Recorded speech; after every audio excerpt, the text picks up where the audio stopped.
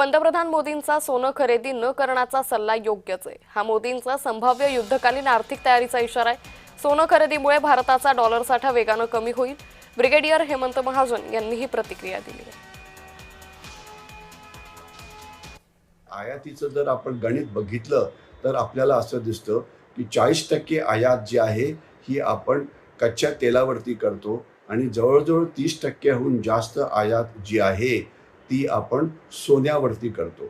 आता कच्चं तेल तर ट्रान्सपोर्टेशन सेक्टर करता महत्त्वाचं आहे, त्याच्याशिवाय आपण जगू शकत नाही, कारण 85% तेल आपलं बाहेरनं येतं।